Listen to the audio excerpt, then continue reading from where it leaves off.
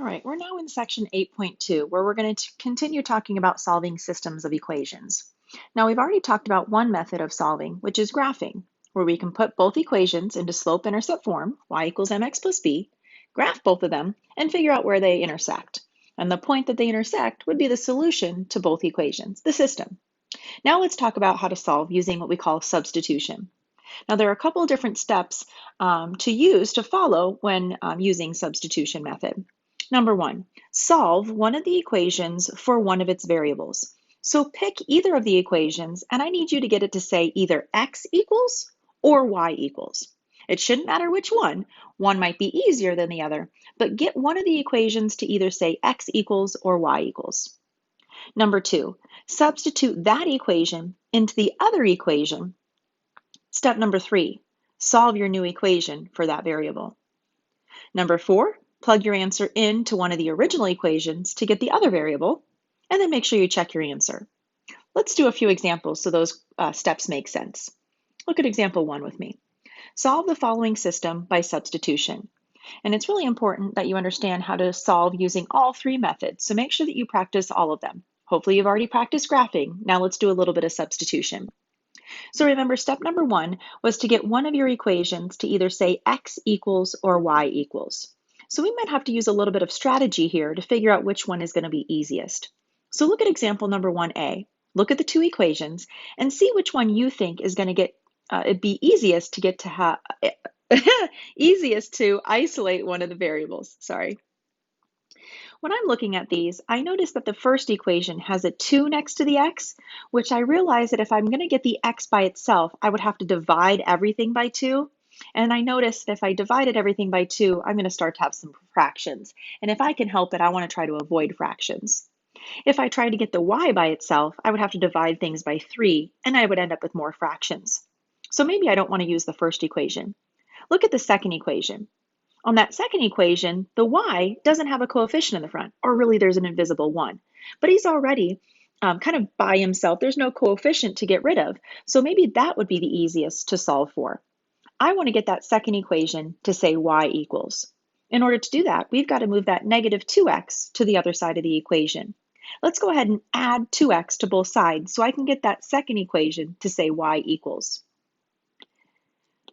When you do that, you should end up getting y equals 2x plus 9. All right, so that was step number 1. Get one of your equations to say either x equals or y equals. Step number 2 is now I'm going to use that equation, the 2x plus 9, and I'm going to substitute it into the other equation anywhere I see a y, because that's what y equals. So I'm going to take this 2x plus 9, and I'm going to substitute it in to my other equation wherever I see y. So now my equation looks like this. I have the 2x plus 3, and then instead of a y, I'm going to substitute in my 2x plus 9, equal to 11.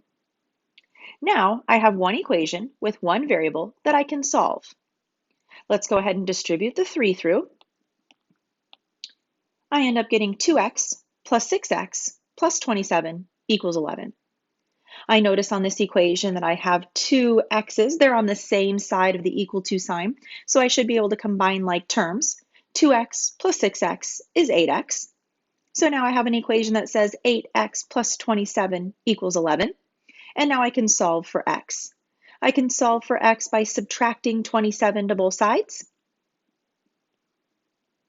I can divide both sides by 8, and I end up getting x equals negative 2. Now we're not done. Remember, a solution to a system of equations is a point, an ordered pair, an x comma y. And so far, all we've found is the x value. So how do you think we're going to find the y value? Well, if we know that x is negative 2, we should be able to go back to one of our equations and plug in negative 2 for x to figure out what y equals. Now, you can substitute it into this original equation, or if you notice this equation is the same as the original, just rewritten a little bit differently, in a little bit of a different order. But if you notice, it's already written in terms of x. And so if I know that x is negative 2, I can easily plug in a negative 2 here and figure out what y equals. So let's do that here. I'm going to take that equation, I'm going to substitute in a negative 2 for my x so I can figure out what y equals. 2 times negative 2 is negative 4. Negative 4 plus 9 is 5. So I end up getting y equals 5. I get x is negative 2 and y is 5. Now, for a system of equations, we want to write our answer as an ordered pair, a point, x comma y. So in this problem, our solution would be negative 2 comma 5. It's the point that those two lines intersect. All right, let's try another one. Following those same 5 steps. Step number 1, we're going to solve one of the equations for one of its variables. I need you to get it to either say x equals or y equals. So looking at B, we need to strategize again. Which one's going to be easier to solve for? If I look at the second equation, if I'm having to divide by 2, that's going to give me some fractions. If I'm going to have to divide by 3, that's going to give me some fractions. So maybe we should avoid using the second equation. What about the first equation? If I divide things by 3, negative 3, negative 3, negative 3, ooh, it looks like negative 3 goes into all of those evenly. And so if I can get x by itself by moving the 6y over and dividing everything by negative 3, I should hopefully not have any fractions. Let's try that. I'm going to subtract 6 to both sides of the 6y to both sides of the equation, and I'm going to divide every single term by negative 3 so that I can change that first equation into an x equals. I ended up getting x equals 2y minus 4.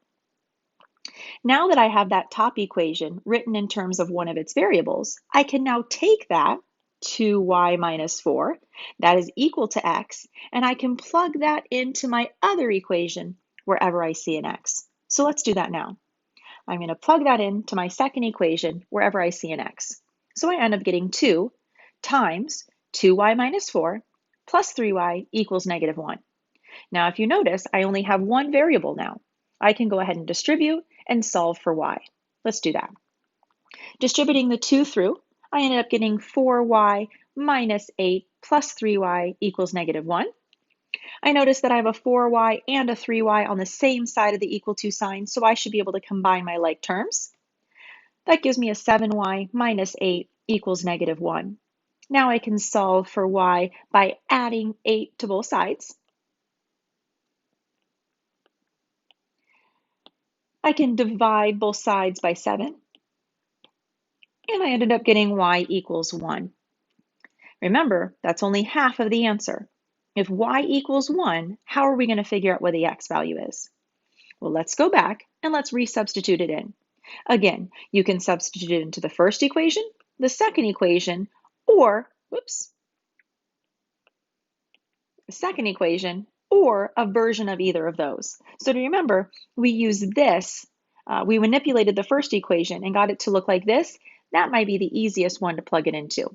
It's the same as the original first equation, just rewritten in a different way. So it might be easier to use. So y was 1. Let's use that equation and plug in a 1 for y. So it should look something like this. X equals 2 times 1 minus 4. 2 times 1 is 2. 2 minus 4 is negative 2. And so I end up getting a solution to this system of equations as the point negative 2, comma 1. Negative 2, comma 1 should be the point that these two lines intersect. Now, you can always get 100%, remember, by taking the x value and the y value and plugging it back into the original. If you plug in negative 2 for x and 1 for y, let's quickly double check to see if that works. If I plug in negative 2 for x and 1 for y, let's see what happens. What's negative 3 times negative 2? Positive 6, right? And what's 6 times 1? 6, right? And what's 6 plus 6? 12, right? So it works for the first equation. Let's see if it works for the second equation. So if I plug in a negative 2 for x and a 1 for y, 2 times negative 2 is negative 4. 3 times 1 is 3. And negative 4 plus 3 is negative 1. So it works. So I can double check that it works in both equations and make sure that I get 100% on this homework and this test. Make sure that you practice substitution method because we're going to learn the last method in the next video. But if I were you, I would practice these problems again, maybe even do some homework using substitution before moving on to elimination.